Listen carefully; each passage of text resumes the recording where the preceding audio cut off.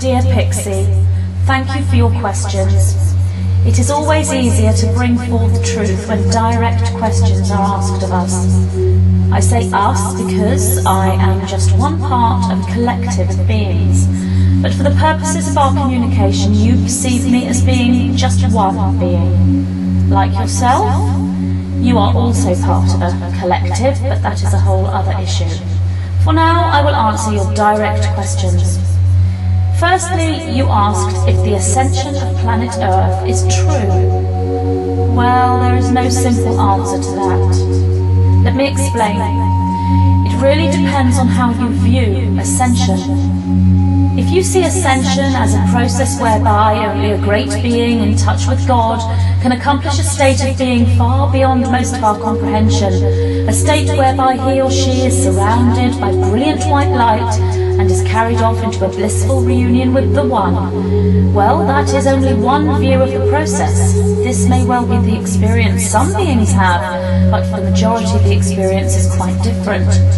It can be exciting and beautiful and transformative for some, and very painful for others, depending on their mindset at the time. You see, Earth can only ascend when every single being on the planet wills it to be so. However, Earth is currently on a set course for an ascension process, but how that process actually manifests is up to the humanity on Earth and their thought processes and actions. There are many degrees of ascension, but the main objective is to create balance. Ascension is a planetary process, not something that is exclusively for Earth. Having said that, ascension is a very individual process for each being currently resident on Earth at this time. So to sum this answer up, Earth is on a course for ascension, but how that actually manifests is up to humanity. Of course, there are beings from other races, other times, other planetary and star systems with a huge vested interest in Earth's ascension, and they are doing everything possible to assist the Earth. There are also beings from other races, other times, other planetary and star systems who do not want to see Earth ascend. These beings come from the energy of power and control. This situation has been going on for billions of your years, yet in reality, the energy stands still for just the blink of an eye. Rest assured that from our perspective, the beings that wish to see Earth ascend and are indeed helping this to manifest are in the majority. The polarity to this on Earth is that the human beings who do not wish to see planetary ascension are currently those in control of the planet. They are members of the families of beings who are working against Earth's ascension.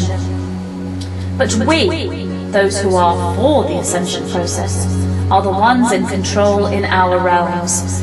However, we cannot interfere with the free will of humanity. The prime directive in Star Trek, the program that many of you Lightworkers have watched, that prime directive, the rule that there can be no interference with the internal affairs of other civilizations, is the truth, and a law we must and do abide by.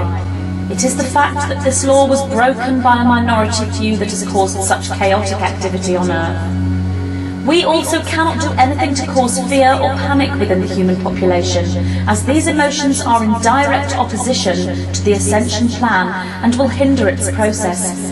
Hence the mass fear being created within Earth's population currently.